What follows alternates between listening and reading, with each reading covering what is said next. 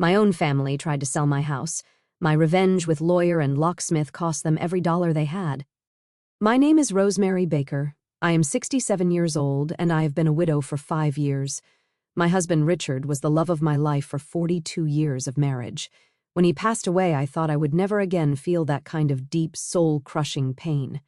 I was wrong because the pain I felt that afternoon watching my only son try to rob me was different. It was a betrayal that cut deeper than anything else. That morning had started like any other. I woke up early at 6 o'clock as always, made my coffee, and checked my suitcase for the 3rd time. I had been planning this trip for months. My younger sister, who lives in Seattle, Washington, had insisted I come visit. "Rosemary, you need to get out of that house. You need a distraction, something different," she would tell me over the phone every week. And she was right. Since Richard died, I had barely left this house that we built together, where we raised Robert, where we celebrated birthdays and Christmases, where we lived a whole life. Every corner held a memory. Every room told a story. The cab arrived promptly at 8 o'clock in the morning. I took one last look at my home, locked the door, and put the set of keys in my purse. Robert knew I was leaving. I had told him about the trip 2 weeks ago. He had even come to visit the day before to say goodbye and wish me a safe journey. Now I understand that visit had a completely different purpose. The airport in Newark, New Jersey was crowded as usual. I checked in, went through security, and sat in the waiting area with my favorite book. My flight was scheduled to leave at 11 o'clock in the morning, but at 10:30, a voice announced over the loudspeakers that our flight had been canceled due to technical issues with the aircraft. They offered to rebook us for the next day. But something inside me just said, "Go back home." I can't explain exactly what it was. Maybe a mother's intuition, maybe the instinct of a woman who has lived long enough to feel when something is not right. But I decided not to wait. I grabbed my suitcase, left the airport, and called another cab to take me back home. The ride back took 40 minutes. I looked out the window, watching the familiar streets of my town pass by, thinking that maybe I could try to take the flight the next day, or maybe it was a sign that I shouldn't travel at all. Richard always said I was too superstitious, but he also believed in signs of destiny. When the cab turned onto my street, something immediately caught my attention. There was a large truck parked right outside my house. It was one of those moving trucks that you rent by the day. My first reaction was to think that maybe a neighbor was moving, but as I got closer, my stomach twisted. The truck was parked exactly in front of my driveway and the back door was open. I paid the cab driver and got out of the car with my suitcase, feeling like every step weighed more heavily. My legs were trembling slightly. Something was terribly wrong. I could feel it in every fiber of my being. I walked slowly up the entrance path, and that's when I saw them. My son, Robert, my only son, the child I raised, who I fed, who I hugged when he had nightmares, was kneeling at my door with a tool in his hand. And next to him, his wife Patty, holding a screwdriver, both completely focused on breaking the lock on my house.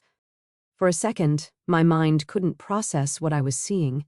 I just stood there paralyzed, observing a scene that looked straight out of a nightmare. Behind them, inside the truck, I could see some of my furniture. I recognized my antique side table, the one I had inherited from my mother. I recognized the dining room chairs that Richard and I bought on our 10th anniversary. It was then that I screamed with all the strength my lungs could muster, "What are you doing in my house?"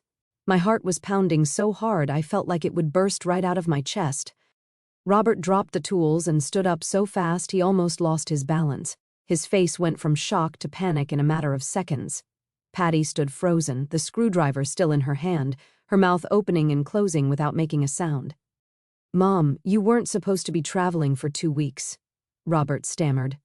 And I could see the sweat forming on his forehead, even though it wasn't hot out. "My flight was canceled," I said, my voice shaking from a mixture of shock, disbelief, and a rage that was starting to boil inside me. "But that doesn't answer my question. What the heck are you doing trying to break into my house?" "Mother-in-law, we just wanted to..." Patty tried to speak, but the words got stuck in her throat. "You just wanted what?" My voice went up an octave. "You just wanted to break in and rob me? You just wanted to take my things while I was gone?" I looked toward the truck again, more closely this time. It wasn't just my furniture. I could see boxes, bags, objects wrapped in blankets. How long had they been planning this? How long had they been waiting for me to leave to empty my house? "It's not what you think, Mom." Robert finally found his voice, although it sounded weak, pathetic. "We can explain it." "Then explain it," I said, crossing my arms over my chest, trying to control the trembling that ran through my entire body. "Explain to me why my own son is trying to force his way into my house. Explain to me why there's a moving truck full of my belongings. Explain to me why I feel like my heart is breaking into 1,000 pieces right this instant." Robert looked at Patty, and in that exchange of glances I could see everything I needed to know. They had planned this. It wasn't an impulse. It wasn't a misunderstanding. It was a deliberate, calculated plan, waiting for the perfect moment to execute it. "Mom, let me explain." Robert took a step toward me, but I instinctively backed away. That gesture, that small movement of rejection, seemed to hurt him more than any word. "Things have been tough for us lately." "Tough?" I repeated, my voice filled with disbelief. "And that gives you the right to steal from me?" "We're not stealing from you." Patty finally found her voice, though it sounded defensive, almost aggressive. "We're family. We thought you could help us." "Help you?" I let out a bitter laugh that I didn't even recognize as my own. "Help you by emptying my house while I'm gone? Without even asking me? Without my permission?" I walked toward the truck. I needed to see with my own eyes what else they had taken. With every step I took toward that vehicle, I felt like I was walking toward my own execution. I climbed up the back ramp and began to inspect the contents. My heart sank further with every object I recognized. There was the porcelain set that Richard gave me for our 25th anniversary, the antique lamps we bought together at that flea market 30 years ago, the paintings that hung in the living room, including the one my mother painted before she died, books, decorations, even the old radio that belonged to my father. "How much?" I asked without turning to look at them, my voice barely a whisper. "How much did you expect to get by selling my entire life?" "Mom, please." Robert's voice sounded broken behind me. I turned around to face them, and the tears I had been holding back began to stream down my cheeks. "I have a very simple question, Robert. Just one question, and I want the truth. Is this the first time?" The silence that followed was deafening. Robert couldn't look me in the eyes. Patty was biting her lower lip, staring intently at the ground. "Answer me," I demanded, my voice trembling. "Is this the first time you've come into my house without my permission?" Patty began, but Robert interrupted her. "No," he finally admitted, and with that single word, I felt as if the air had been knocked out of my lungs. "We've come before, when you went to the grocery store, when you visited Florence, when you went to your doctor's appointments." I leaned against the side of the truck. I needed something to support me because my legs threatened to give way. "How many times?" "I don't know, Mom. Several times in the last 3 months." 3 months. For 3 months, I had been living in my house, feeling safe, feeling at home, while my own son came and went like a thief. All those times I felt like something was out of place. All those moments when I thought I was becoming forgetful, imagining that I had left an object in a different place. It hadn't been my imagination. It had been real. "What have you taken?" I asked, although I wasn't sure I wanted to know the answer. "Before today, what other things did you take?" Patty and Robert exchanged another glance, that silent communication of couples with shared secrets. "Small things," Patty murmured. "Things we thought you wouldn't notice right away." "Like what?" I insisted, feeling the rage bubbling up in my chest again. "Some jewelry," Robert admitted in a barely audible voice. "Some silver candlesticks. Some antique books we thought would have value." Every word was like a direct punch to my heart. "My mother's jewelry," I whispered. "The pearl earrings she left me before she died, the necklace she wore at her wedding. I thought I had lost them. I searched the whole house for weeks. We needed them, Mom." Robert tried to justify himself. "We had debts we had to pay."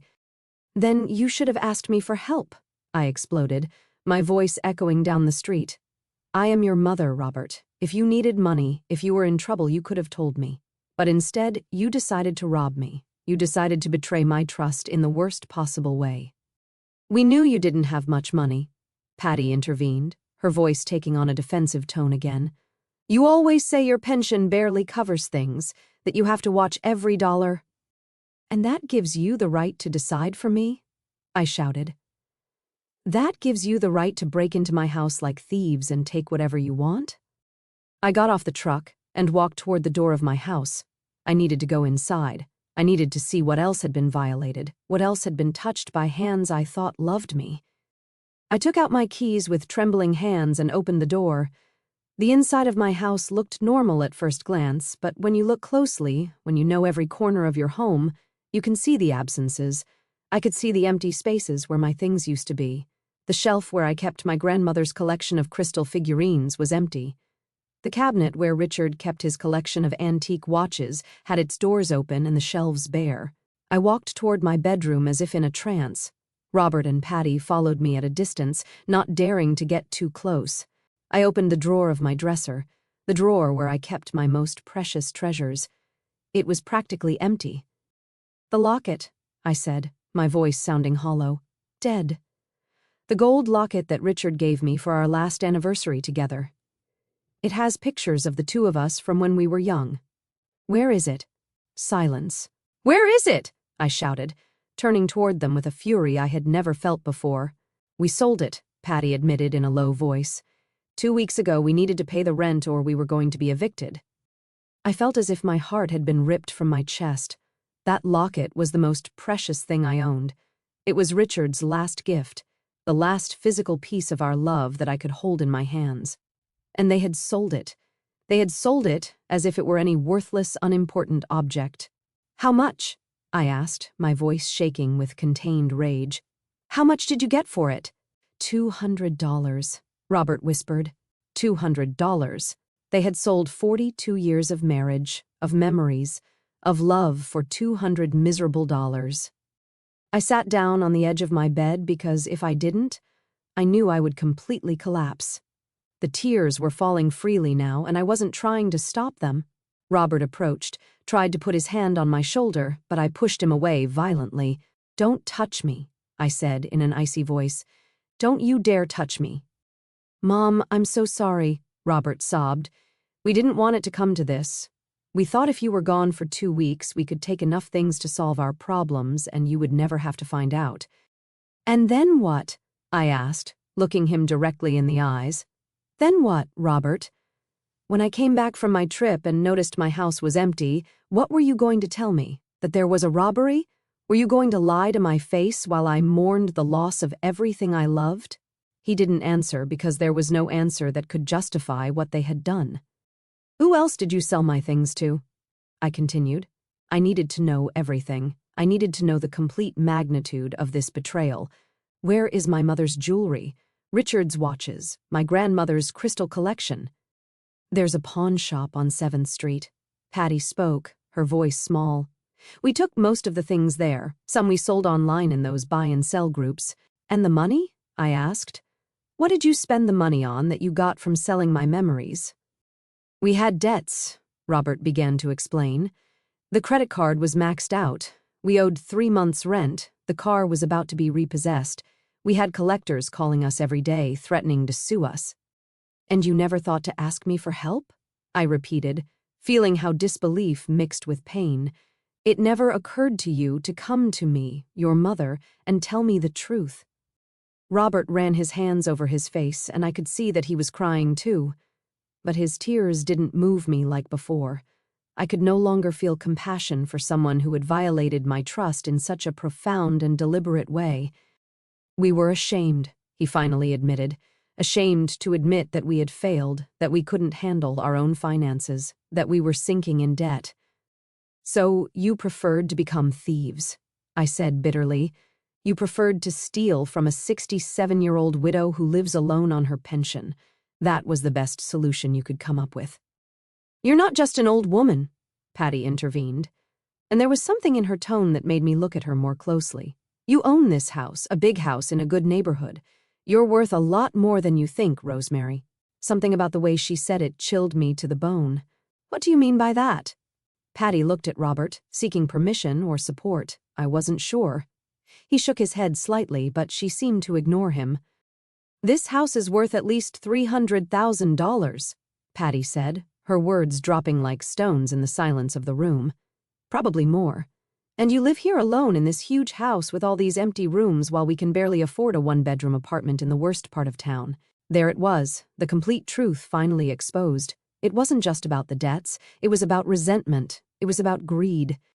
"You thought I didn't deserve to live in my own house?" I said slowly, processing the magnitude of what I was hearing. "You thought I had too much, and you too little." "It's not fair." Patty raised her voice, all pretense of remorse disappearing from her face. "We work 60 hours a week and can barely survive, while you sit here alone in this mansion." "This is not a mansion," I replied, my voice trembling. "It's the home that Richard and I built with 40 years of hard work. It's the house we paid for with every dollar we earned, sacrificing vacations, luxuries, everything you can imagine. This house is full of memories of an entire life." "Memories don't pay the bills," Patty retorted coldly. "Patty." Robert tried to silence her, but she continued, "It's the truth, Robert. Your mother is sitting on a fortune while we drown. Why should she have all this when she doesn't even need it?" I stood up, facing her directly. "Who are you to decide what I need or don't need? Who gave you the right to judge my life?" "Someone has to tell the truth." Patty crossed her arms defiantly. "Robert will never do it because he's too cowardly, but someone has to. You're watching us sink while you have more than you could use in 2 lifetimes. And your solution was to rob me." My voice rose again. "Your big plan was to wait for me to leave, to empty my house, to sell everything I own. What was going to happen next? Were you going to sell the house too? Was that in the plan?" The silence that followed was more revealing than any confession. "Oh my God," I whispered, feeling my legs falter again. "You were going to sell my house. That was the final plan, wasn't it?" "Mom, no." Robert tried to deny it, but his face betrayed him. "How?" I asked. I needed to understand the depth of this conspiracy. "How did you plan to sell my house without my consent?" Patty laughed without humor. "Robert has limited power of attorney, remember? You gave it to him 2 years ago when you had that surgery and needed someone to handle your affairs while you were recovering." I felt as if the ground opened up beneath my feet. It was true. After my hip surgery, I had given Robert a power of attorney so he could pay my bills and handle urgent matters while I was incapacitated. It was supposed to be temporary. It was supposed to help me. "That power of attorney is limited and specific," I said, my mind working quickly despite the shock. "It doesn't give you authority to sell my property." But with a corrupt enough lawyer and some falsified documents, Patty smiled maliciously, "a lot can be done." "Patty, shut up!" Robert finally exploded. "Just shut up." But it was too late. She'd already said too much. The complete plan was now exposed before me in all its horrible clarity. They didn't just want to steal my possessions, they wanted to steal my home, the only place in the world where I felt safe, where I could still feel Richard's presence. "Get out," I said with a calm but firm voice. "Get out of my house right now." "Mom, please let me explain." Robert tried to approach me again. "There is nothing to explain," I interrupted him. "I want you out of my house immediately, and I want you to return everything in that truck now." "We can't do that," Patty said coldly. "Some of those things we already sold. They no longer exist." "Then you will pay me for them," I said, surprising myself with the firmness in my voice. "You will pay me every cent of the value of everything you stole.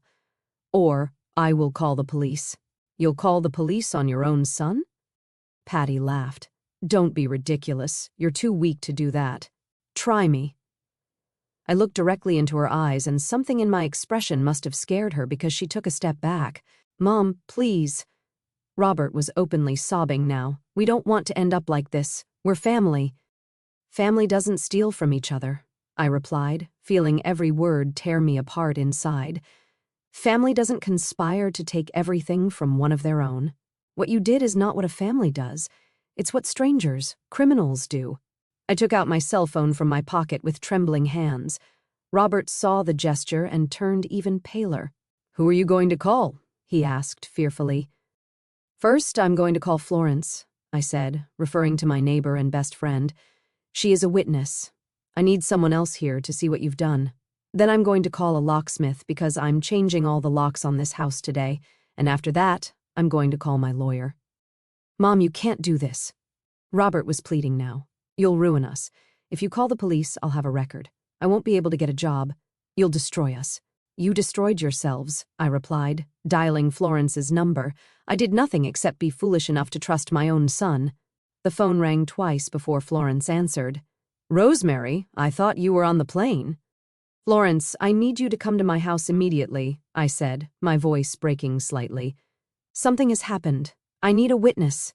I'm on my way, she replied without asking questions, and I could hear the sound of a door closing on the other end of the line. Florence lived 3 houses down. She'll be here in minutes. I hung up the phone and looked at Robert and Patty. You have 2 options. You can stay here and wait for Florence to arrive, and then we'll call the police together. Or you can start putting everything back into the house from that truck right now.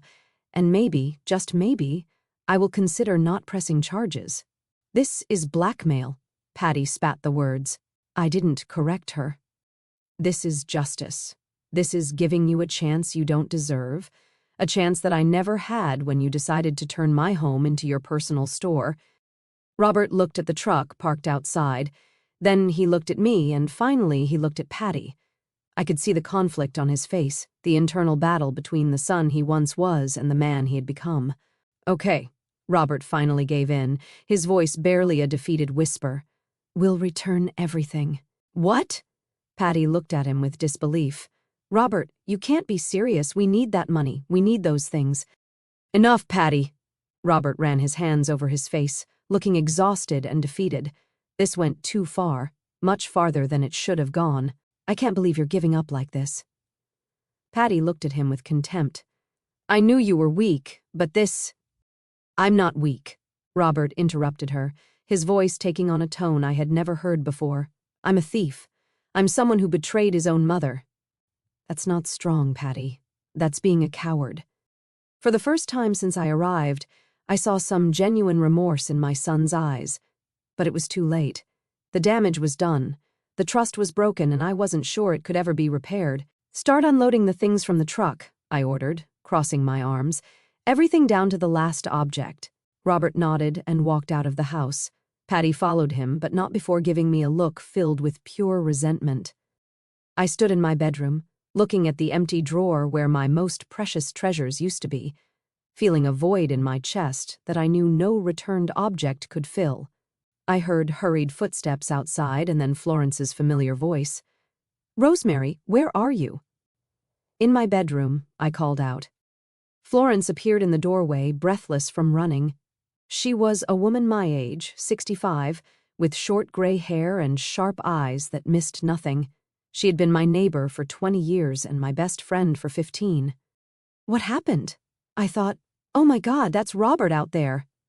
Her eyes widened in surprise upon seeing my son and his wife unloading furniture from the truck. What is going on? I told her everything, every painful detail, every devastating confession. Florence listened in silence, her expression changing from surprise to disbelief and finally to indignation. That miserable, ungrateful wretch, she hissed when I finished. After everything you did for him. I don't know what to do, Florence, I admitted, feeling the tears threaten to return. He's my son, my only son. How can I report him? How can I call the police and ruin his life? He ruined his own life. Florence put her hand on my shoulder. And he almost ruined yours too, Rosemary. What they did is serious. It's not just theft. It's premeditated. It's systematic. They've been breaking into your house for months. I know, I whispered. I know all that. But he's still my son. And you're still his mother, Florence replied firmly.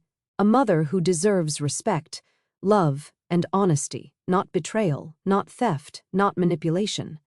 We went downstairs together and walked out to the front of the house.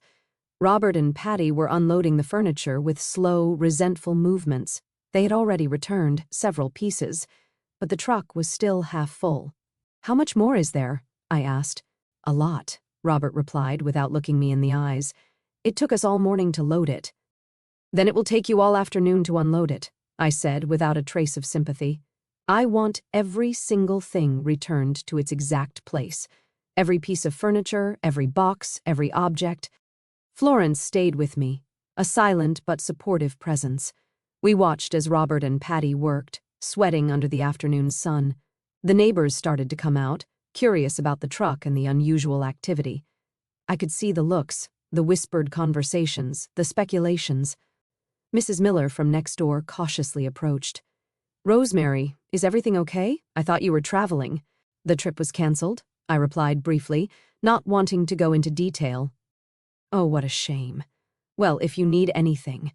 She let the offer hang in the air before retreating, clearly sensing that there was more to the story, but not daring to ask directly. 2 hours passed. The sun was beginning to set on the horizon when the truck was finally empty. I went inside the house to inspect with Florence following close behind me. The furniture was back, but everything felt different. It was no longer my safe sanctuary. Now it was a place that had been violated, invaded, profaned. "A lot is still missing," I said, looking at the empty spaces that still remained. "The jewelry, the watches, the locket, the crystal collection. We sold them," Robert admitted, entering behind us. "We can't give them back because we don't have them anymore." "Then you will give me a list," I said with a firm voice, "a complete list of everything you sold, where you sold it, when, and for how much. And you will pay me the true value of each object, not the pennies you probably got at the pawn shop." "We don't have that money," Patty protested. "We told you we're broke." "Then you will get the money," I replied coldly. "You will get extra jobs. You will do whatever is necessary, but you will pay me every cent. And if we can't?" Patty challenged me.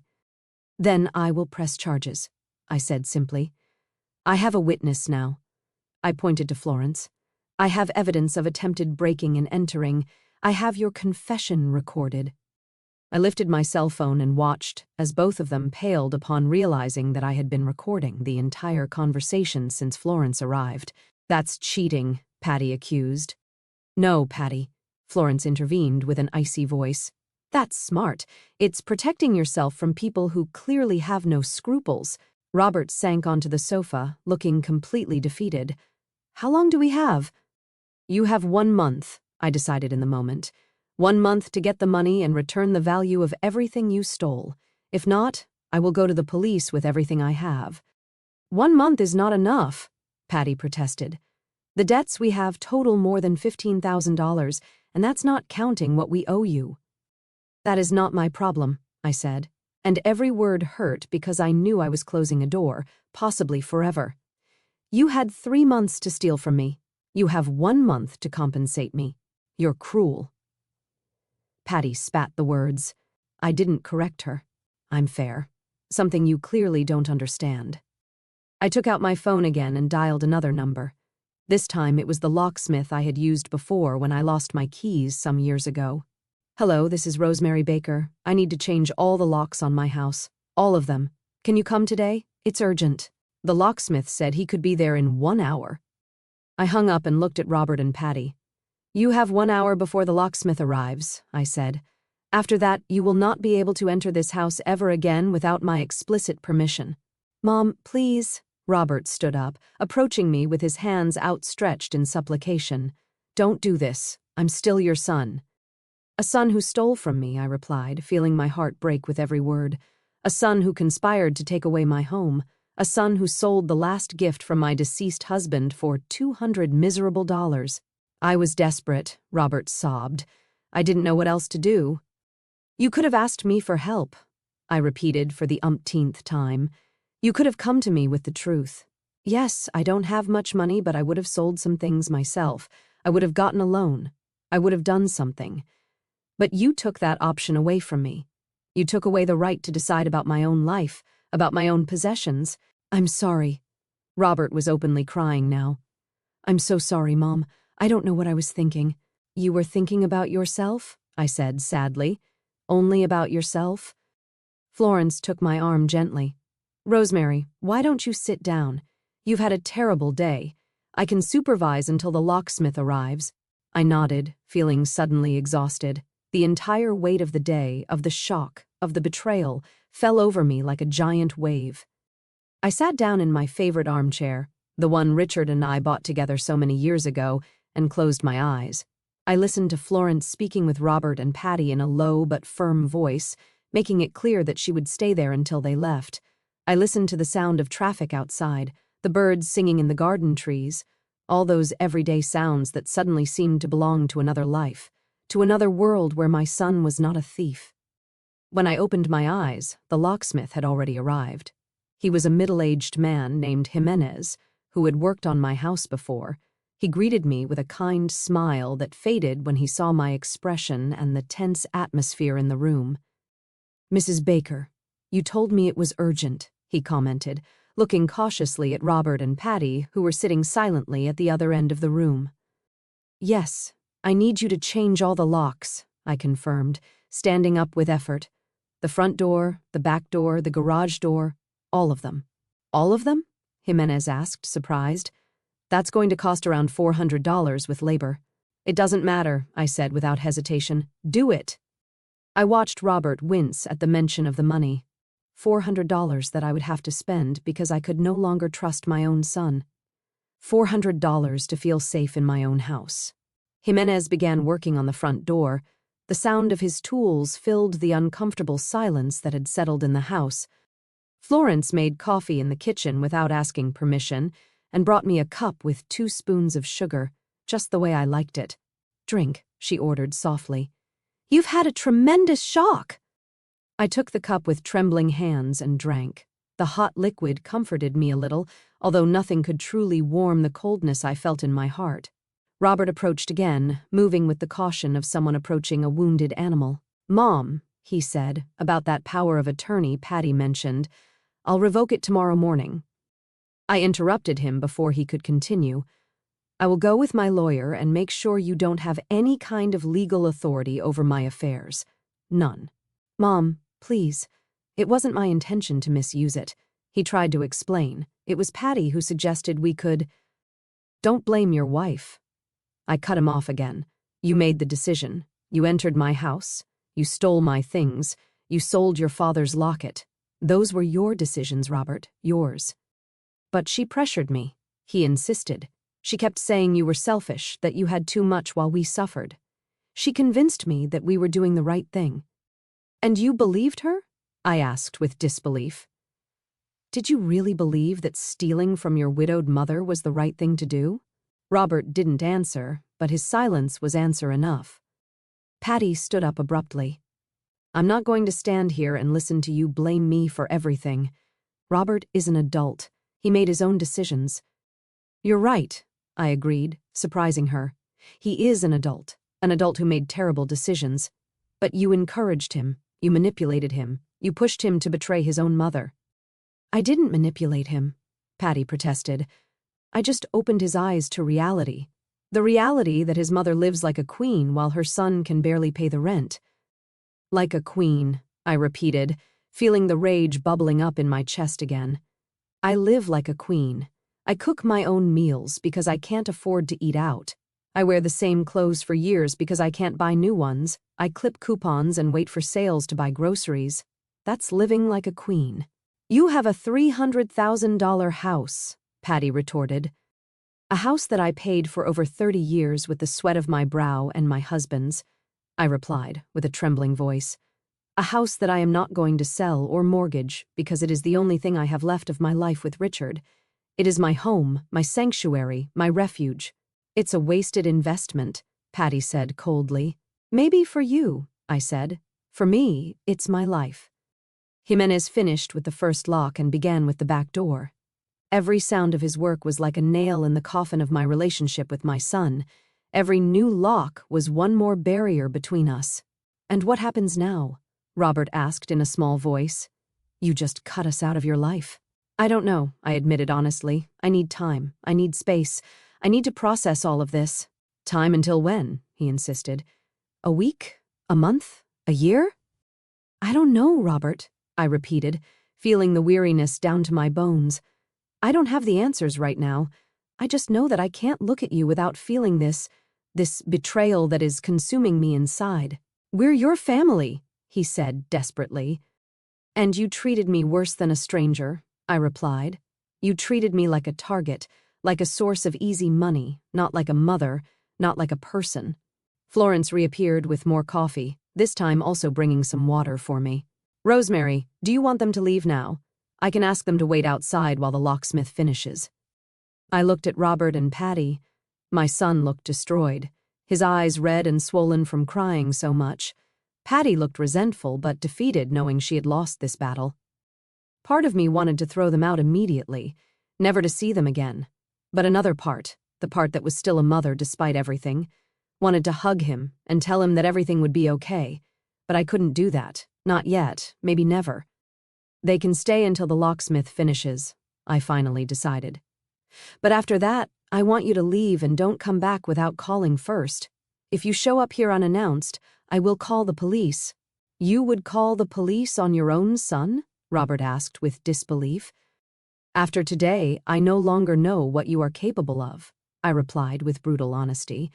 So yes, I would call the police if necessary to protect myself. Those words seemed to hit him harder than anything else I had said. He sank back onto the sofa, his head in his hands, sobbing silently. Jimenez worked for another hour. He changed 3 locks in total and handed me a complete set of new keys. He also offered to install additional security deadbolts, but I declined. I had spent enough money for one day. Mrs. Baker, if you ever need to change the locks again or have any security issues, don't hesitate to call me, Jimenez said when he finished putting away his tools. He gave me his card and a compassionate look that suggested he had understood more of the situation than I would have liked. I paid him in cash, money I had saved for emergencies. I never imagined that an emergency would be protecting myself from my own son. After Jimenez left, I turned to Robert and Patty. It's time for you to go. Robert stood up slowly like a man walking toward his execution. Mom, can I at least give you a hug? Can I at least say goodbye properly?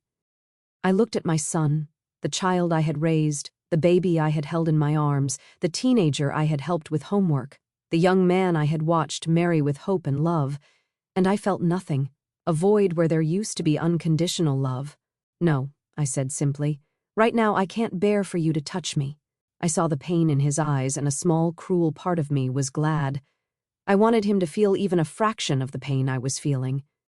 I understand, Robert whispered. Mom, I'm sorry. I'm sorry for everything. I know those words mean nothing now, but I'm saying them anyway. You're right, I said with a hollow voice. They mean nothing. Patty didn't say anything. She simply grabbed her purse and walked toward the door. Robert followed her after one last look at me, a look full of regret and despair. Remember what I told you before you leave. You have 1 month. 1 month to get the money and return what you stole from me. If not, I will go to the police with everything. The recording, Florence's testimony, everything. We'll get it, Robert promised, although his voice lacked conviction. And then they left. I heard the sound of their footsteps fading away, the engine of the moving truck starting, the vehicle driving away down the street, and then, for the first time all day, there was silence. Florence closed the door and slid the deadbolt of the new lock. The sound was definitive. Final. Rosemary, she said softly, coming to sit next to me. You're okay. No, I admitted, and finally, I allowed the tears to flow freely. I am not okay at all. Florence hugged me while I cried. I cried for the lost innocence, for the broken trust, for the relationship that might never be repaired. I cried for the son I thought I had and for the man he had truly become. I cried for Richard, wishing he were here, wishing he could tell me what to do. Let it all out, Florence murmured, stroking my hair like a mother would. Cry all you need to. You've earned it. I don't know how long we stayed like that.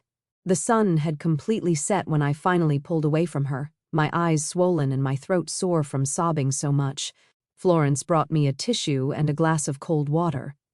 Thank you, I whispered, drinking the water slowly. Thank you for being here. I don't know what I would have done without you. You don't have to thank me, Florence replied firmly. That's what friends do. True friends. That word, true, resonated in my mind. True friends. True family. What did those words really mean? I had thought family was sacred, that blood was thicker than water, that a son would always be a son, but today had taught me that family could betray you as deeply as any stranger, maybe more deeply because you trusted them in a way you would never trust anyone else. You need to eat something, Florence said, getting up from the sofa. I bet you haven't eaten all day. She was right. My last meal had been breakfast that morning, a lifetime ago. But the idea of eating made my stomach turn. I'm not hungry, I protested weakly. I don't care. Florence was already in the kitchen opening the refrigerator. You're going to eat, even if I have to shove it in your mouth myself. You've had a tremendous shock, and you need to keep up your strength. She prepared me a simple sandwich and a hot soup she found in the pantry. She forced me to eat while she sat across from me, watching me like a hawk. Every bite was difficult to swallow, but I did it because I knew she was right. I needed to maintain my strength for what would come next.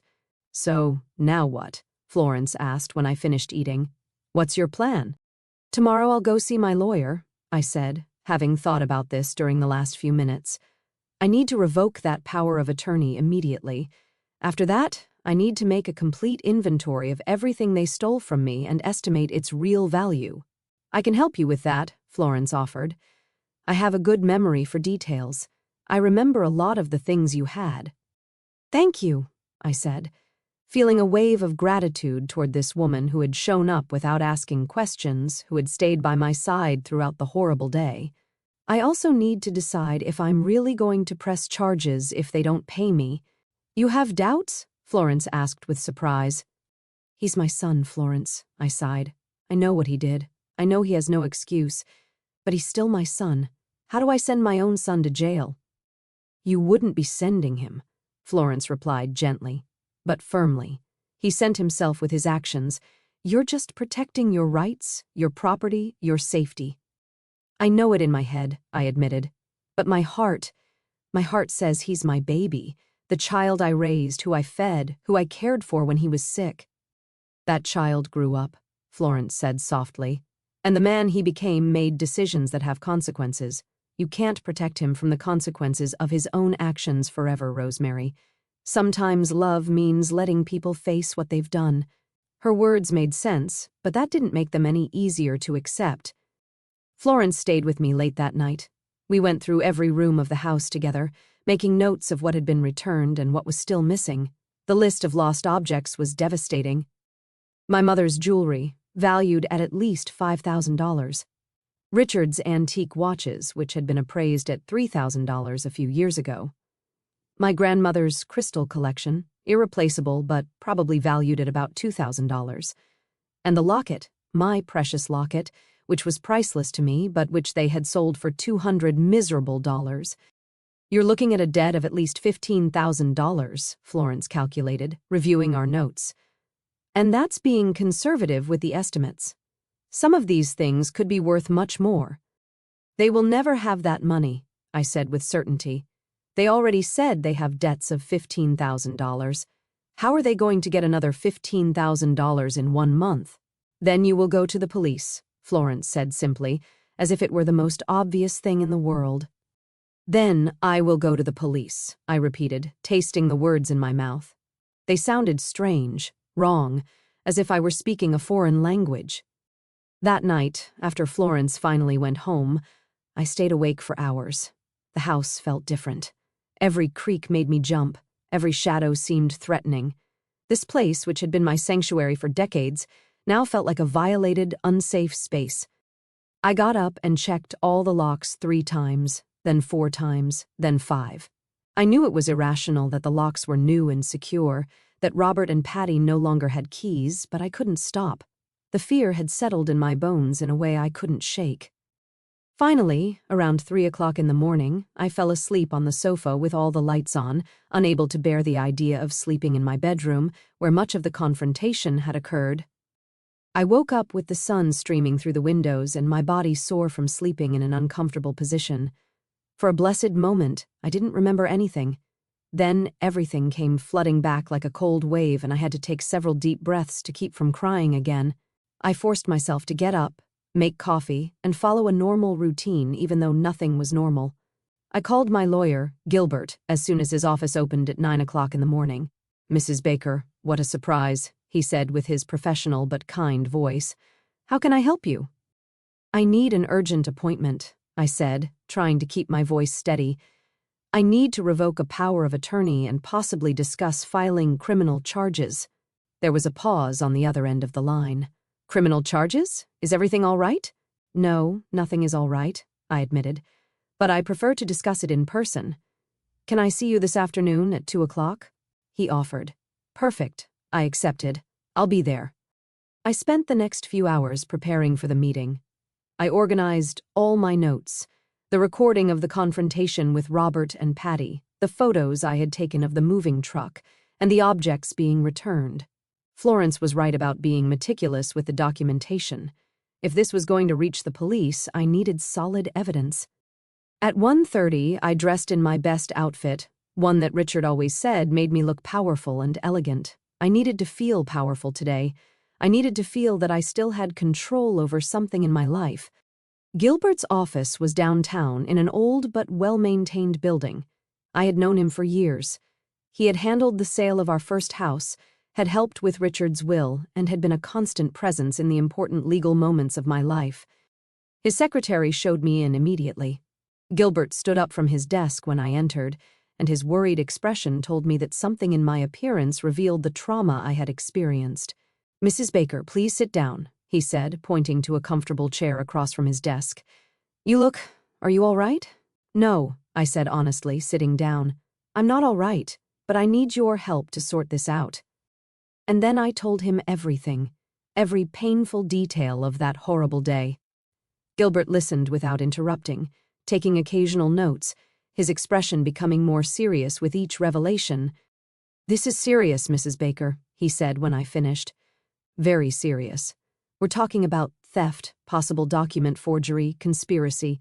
Your son could face years in prison." "I know," I whispered. "Why do you think I'm so distraught?" "I understand your conflict," Gilbert said with compassion. "He's your son. But you also need to protect yourself. First, we will revoke that power of attorney immediately. I can prepare the documents today." "Thank you," I said with relief. "Second, we need to decide about the criminal charges," he continued. "You have solid evidence, the recording, your neighbor's testimony. The facts are clear, but once you file the charges, there's no turning back. The legal process will take its course." I gave them 1 month, I explained, 1 month to return the value of what they stole. Gilbert nodded thoughtfully, folding his hands on his desk. 1 month is reasonable, considering the circumstances, but we need to formalize this. It can't just be a verbal agreement. We need a legal document that clearly sets out the terms. "What kind of document?" I asked, relieved to have someone who knew how to handle this professionally. "I will prepare a restitution agreement," Gilbert explained. "It will detail every stolen item, its estimated value, and the total amount they must return. It will also include a specific deadline, 30 days from signing, and the consequences if they fail to comply, which would be the immediate filing of criminal charges." "They would have to sign it?" I asked. "Yes," he confirmed. "And we'll need them to do it before a notary. That makes it legally binding. If they don't sign, well, that in itself would be an admission that they know they did something wrong and are unwilling to make amends." "And what if they sign but don't pay?" My voice trembled slightly. "Then you have a legal document proving they admitted to the theft and agreed to restitution," Gilbert said firmly. "That makes filing charges much simpler. They would essentially be condemning themselves." I nodded slowly, processing everything. "How long will it take you to prepare that document?" "I can have it ready tomorrow morning," he replied. "I will also include a clause prohibiting any unsolicited contact with you or entry onto your property without your explicit written consent, basically a civil restraining order." "Thank you, Gilbert," I said, feeling for the first time since yesterday that someone was on my side, protecting me. "I don't know what I would do without your help." "That's what I'm here for," he replied with a kind smile. "Now, let's talk about the power of attorney. Do you have the original document?" I took the document out of my purse. I had kept it in my safe at home, along with other important papers. Gilbert reviewed it carefully, frowning as he read. "This power of attorney is quite broad," he commented with concern. "More than it should be for a temporary post-surgery power. Who drafted this?"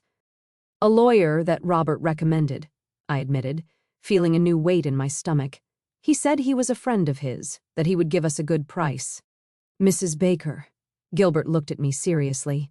This document gives your son authority over virtually all your financial and legal affairs. With this, he could theoretically sell your house, empty your bank accounts, take out loans in your name. Do you realize how dangerous this is? I felt as if I had been punched, but the lawyer said it was standard, that it was what was needed to manage my accounts while I was recovering. He lied to you, Gilbert said bluntly. He was either incompetent or did it intentionally. I suspect it was the latter. Who paid for this service? Robert paid, I remembered. He said it was his gift to me so I wouldn't have to worry about legal expenses while I was sick. I understand.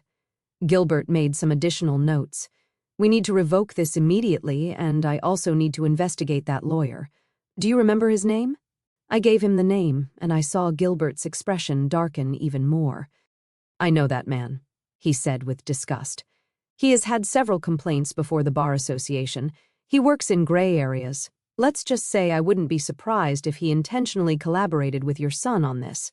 You mean Robert planned this 2 years ago? The magnitude of the betrayal kept growing. It's possible, Gilbert said carefully. Or perhaps he just wanted to have the option just in case. Either way, that power of attorney should have been revoked a long time ago. The fact that your son never suggested it is revealing. I left Gilbert's office 2 hours later with a clear plan, but an even heavier heart. The power of attorney would be officially revoked the next day.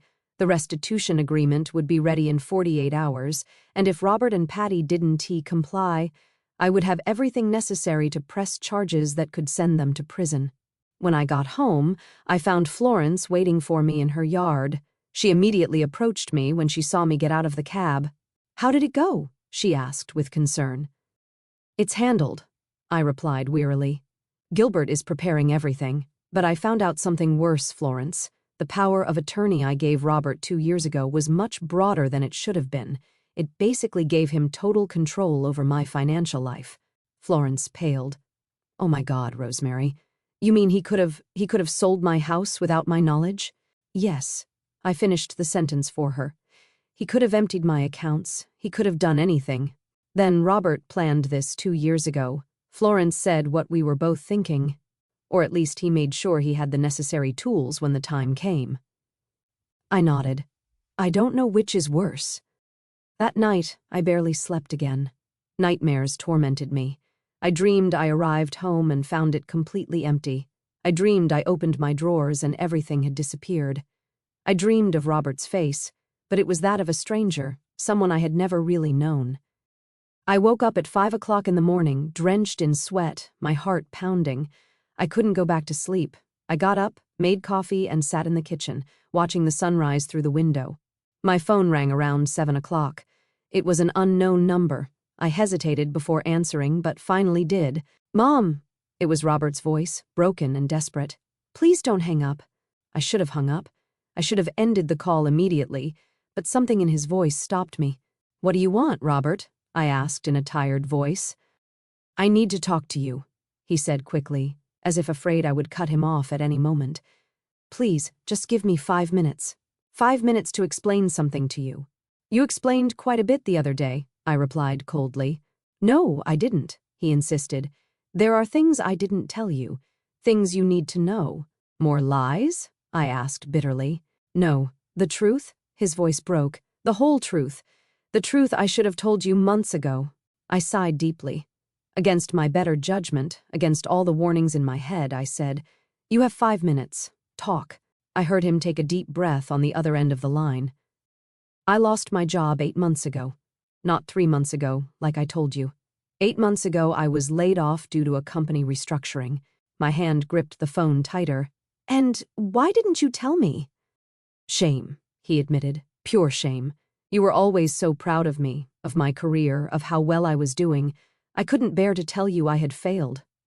Losing a job is not failing, Robert, I said, feeling a mixture of frustration and pain. It's something that happens to people. You could have told me.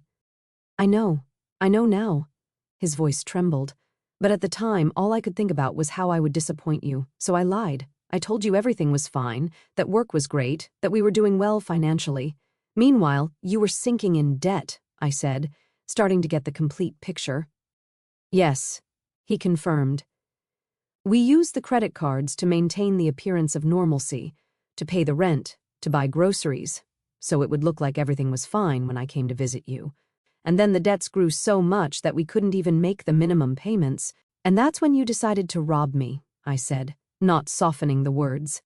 That's when Patty started talking about you, Robert said. About how you lived alone in that big house, about how you had all those antique things that were worth money. At first I ignored her, but the debts kept growing.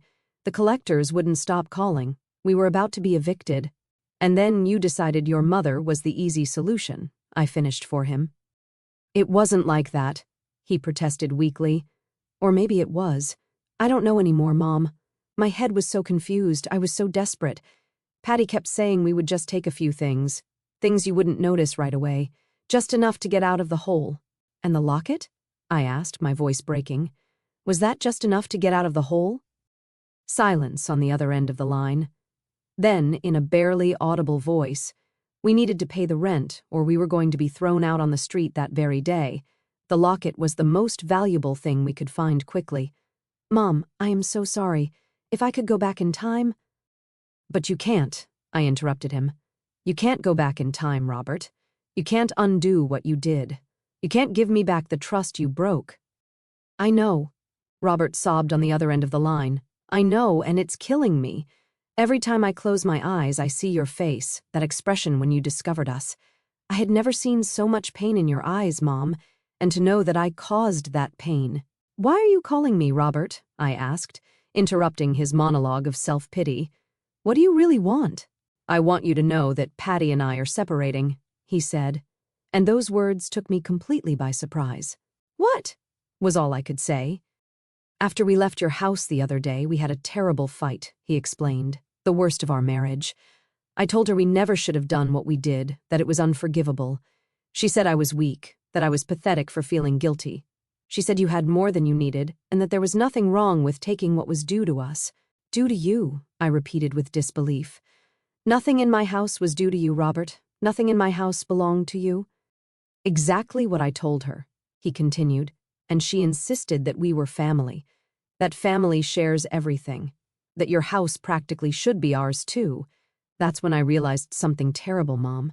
What? I asked, though I wasn't sure I wanted to know the answer. That she never really loved me. His voice completely broke. She loved me for what I could give her, for the security I provided, for the future possibilities.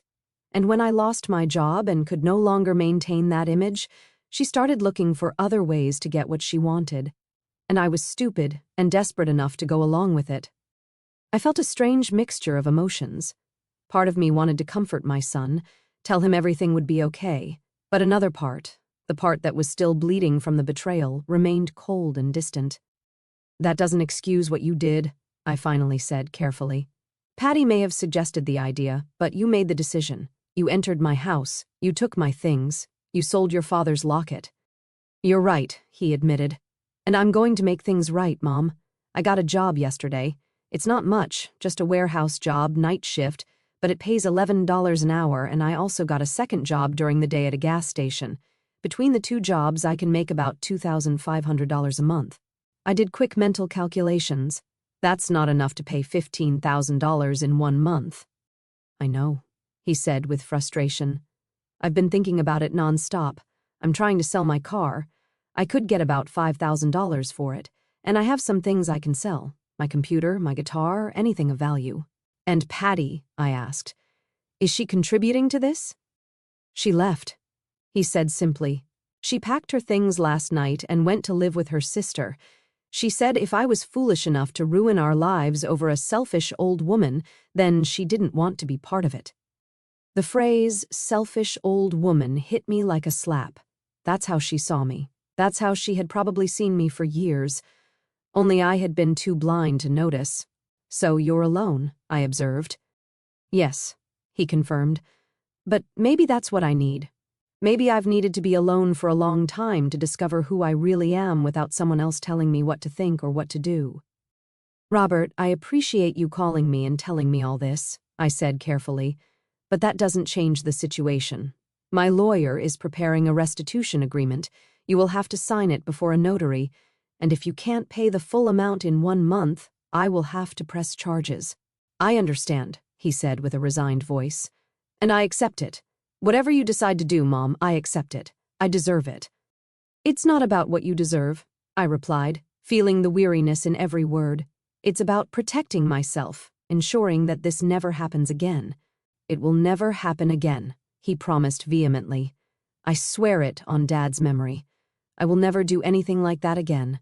The mention of Richard cut through me like a knife. "Don't swear on your father," I said with a trembling voice. "Don't bring that man into this. He would be devastated if he knew what you did." "I know," Robert sobbed. "And that's what hurts the most, knowing that I disappointed not only my mother but also my father's memory." We ended the call shortly after. There wasn't much more to say. Robert promised to be available to sign the agreement when it was ready. I promised nothing. I couldn't promise forgiveness. I couldn't promise a repaired relationship. I could only promise that I would think about everything he had said. 2 days later, Gilbert called me to say that the agreement was ready. Robert came to his office that afternoon, looking haggard and exhausted. He had deep bags under his eyes, as if he hadn't slept in days. He had lost weight. His clothes were loose on him. "Hi, Mom," he said when he saw me, his voice barely a whisper. "Robert," I replied with a brief nod. Gilbert had us sit down and explain the terms of the agreement. Robert listened in silence, nodding occasionally. When Gilbert finished, Robert signed without asking questions, without trying to negotiate. His signature trembled slightly on the paper. "I understand I probably won't be able to pay everything in 1 month," he said after signing. "But I want you to know that I'm going to try with everything I have. And if I can't, I will accept the consequences. I'm not going to run away. I'm not going to hide. I'm going to face what I did." I nodded, not trusting my voice to speak. Seeing him like that, so broken and defeated, broke my heart. Despite everything, he was still my son. That part was never going to change, no matter what he had done. The following weeks were the hardest of my life. Every day I woke up feeling the weight of the decision I would have to make. Robert called me weekly to report his progress. He had sold his car for $4,000. He had sold his computer, his guitar, his television, everything he had of value. He had gotten a 3rd job on weekends. He was working almost 80 hours a week, barely sleeping. "I've collected $8,000, he informed me in the 3rd week. "I know it's not enough, but I'm trying, Mom. I promise I'm trying." Florence came to visit me every day. She brought me food, forced me to go for walks, and kept me sane. One afternoon, while we were having tea in my living room, she asked me the question I had been avoiding. "What are you going to do when the month is up?" she asked directly. "I don't know," I admitted. "Honestly, I don't know, Florence. I see how hard he's working. I see that he is genuinely repentant. But that doesn't change what he did." "No, it doesn't change it," Florence agreed. "But you have to decide what is more important to you, justice or family." "Why can't I have both?" I asked with frustration. "Maybe you can," Florence said thoughtfully, "but probably not in the way you expect. Justice doesn't always come from the courts, Rosemary. Sometimes it comes in other ways." Her words gave me a lot to think about. I spent the nights awake wrestling with my conscience. I thought about Richard. What would he advise me to do? He had always been softer than me, more forgiving, but he had also been firm about boundaries and consequences. 1 week before the deadline expired, Robert appeared at my door. He had called first, asking permission to visit. When I opened the door, I barely recognized him. He had lost at least 15 pounds. His face was gaunt with deep lines of fatigue and stress. "Come in," I said, stepping aside. He entered cautiously like a frightened animal. He sat down on the edge of the sofa, his hands clasped between his knees. "I have $10,000, he said without preamble. "I know it's not enough." "Oh, I'm missing $5,000. I've tried everything, Mom. I've worked until I thought I would collapse. I've sold everything I owned. I even tried to get a loan, but without a stable job, and with my credit history ruined, no bank would give me anything." "Robert," I began, but he raised his hand. "Let me finish, please," he pleaded. "I know the agreement says that if I don't pay the full amount, you will press charges, and I understand that. I accept it. But before you do, I need to tell you something. I'm listening, I said softly. These last 30 days have been the worst of my life, he began, his voice trembling. But they have also been the most revealing. Working all those jobs, living alone, having time to think about what I did, about who I had become. I realized something, Mom. What? I asked. I realized that I lost my way a long time ago, Robert continued, tears running down his cheeks. Dad died, and I didn't know how to handle it. Instead of talking to you, instead of processing my pain, I just buried it. I focused on work, on pretending everything was fine, on being the strong man I thought I should be. I felt my own throat close up. We hadn't really talked about Richard's death, not the way we should have. We had both suffered in silence, each trying to protect the other. And then I met Patty, he continued. And she was so confident, so determined. She made me feel like I could be strong again. But what I was really doing was letting someone else make decisions for me, letting someone else tell me who I should be. Robert, we all make mistakes in relationships, I said softly. That doesn't justify— I know, he interrupted me. I'm not trying to justify anything. I'm just trying to explain how I got to the point where I thought stealing from my own mother was an acceptable option. I had lost my moral compass, Mom. I had lost sight of who I really was. He wiped his tears with the back of his hand, a gesture so familiar from when he was a child that I felt a sharp pain in my chest. These 30 days of working non-stop, living with almost nothing, facing what I did, it was like waking up from a nightmare, he said, and I realized something else. I realized that what I regret most is not that you discovered me, it's that I did it in the first place. It's that I betrayed everything Dad taught me. Everything you taught me about honesty and integrity. What do you expect me to do with this, Robert? I asked, my voice breaking. What do you expect me to say? Nothing, he replied, surprising me. I don't expect your forgiveness. I don't expect you to forget what I did. I just wanted you to know that these 30 days changed my life. They taught me who I never want to be again. And regardless of what you decide to do, whether you press charges or not, I'm going to spend the rest of my life trying to be the man Dad would have wanted me to be. We stayed in silence for a long moment. I could hear the wall clock, the same clock that Richard and I had bought on our trip to Europe 25 years ago. Each tick-tock seemed to mark the weight of the decision I had to make. Do you still have the $10,000? I finally asked. Robert nodded, taking a thick envelope from his jacket. It's all here in cash as the agreement specified. I took the envelope, feeling its weight in my hands. $10,000. 30 days of exhausting work, of sacrifice, of facing consequences. It wasn't the full amount, but it was evidence of a genuine effort. I'm going to keep this, I said, and I saw his shoulders slump with relief. But I am not going to press charges. Not yet. Mom. His voice was full of cautious hope. Listen to me carefully, Robert, I said firmly. I am not forgiving what you did. I'm not saying everything is okay. I'm saying that I see your effort. I see your genuine remorse. And I believe that sending you to jail is not going to repair our relationship or give me back what I lost. Then what? He began to ask. The remaining $5,000, I continued. You will pay it back with time. With time? He asked, confused. Once a month, I explained, an idea forming as I spoke. You will come to my house. You will help me with the things I need, repairs, yard work, whatever it is. And we will talk, really talk, not just superficialities.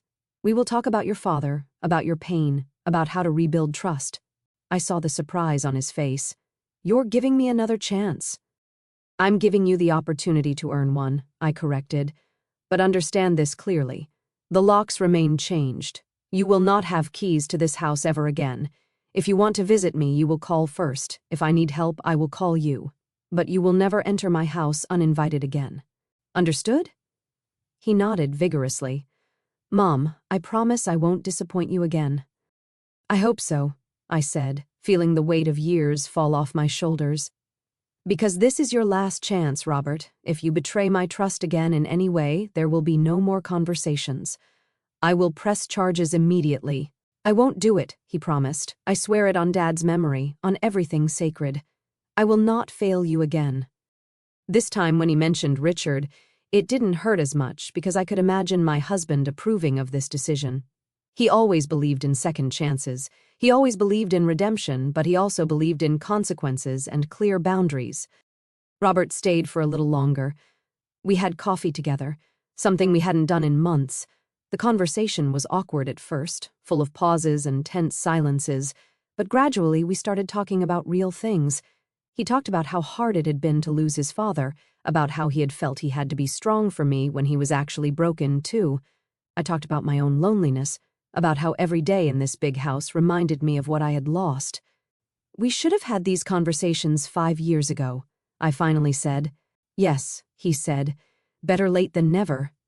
When he left that night, I hugged him for the first time since the day of the confrontation. It wasn't like before. There wasn't that warmth and unconditional trust, but it was a start, a small step towards something that maybe with time and effort could heal. Florence came to visit me the next day, curious to know what I had decided. "I'm not going to press charges," I told her. "At least, not now." "Are you sure?" she asked, studying my face carefully. "No," I admitted honestly. "I'm not sure of anything. But I am sure that sending my son to jail won't give me back what I lost. It won't give me back Richard's locket. It won't give me back the trust. It would only add more pain to an already painful situation." "You're stronger than you think," Florence said, taking my hand. "And wiser." "I don't feel wise," I sighed. "I feel tired." "Forgiveness is tiring," Florence observed. "But resentment is more tiring, and resentment lasts longer." She was right, as always. In the weeks that followed, Robert kept his word. He called before every visit. He came once a week to help with chores around the house. He repaired the garden fence that had been broken for months. He cleaned the gutters. He painted the guest bedroom that had been needing a new coat of paint for years. And we talked. We talked about Richard, about the good times and the difficult ones. We talked about his childhood, about the memories we shared. Slowly, very slowly, we began to rebuild something. It wasn't what we had before, that was lost forever, but it was something new, something built on honesty and clear boundaries instead of assumptions and blind trust. Months later, as I sat in my living room one quiet afternoon, I realized that the house felt different. It no longer felt violated or unsafe. It felt like my home again, but a home I now protected with greater care. The new locks were not just metal and mechanisms. They were symbols of healthy boundaries, of necessary protection. I thought about everything I had lost. My mother's jewelry, Richard's watches, the precious locket. I would never get them back. That pain would always remain. But I had also gained something. I had gained the knowledge of my own strength. I had learned that love does not mean allowing yourself to be hurt. I had learned that forgiving does not mean forgetting or pretending that nothing happened. I got up and walked to the front door, running my hand over the new lock. I remembered the words Florence had said months ago, words that now resonated with deep truth in my heart. "Not every closed door is anger," I whispered to myself. "Some are protection." I closed my eyes and could feel Richard's presence around me in every corner of this house we built together. And I knew with a deep certainty that he would be proud of me, not for forgiving our son necessarily, but for protecting myself first, for setting boundaries, for knowing that true love includes respect, and respect requires boundaries. Outside, the sun was beginning to set, painting the sky with shades of orange and pink. It was the end of a day, but also the beginning of something new, a new way of living, more cautious perhaps, but also more conscious, stronger, more mine. And for the first time in a long time, I felt at peace.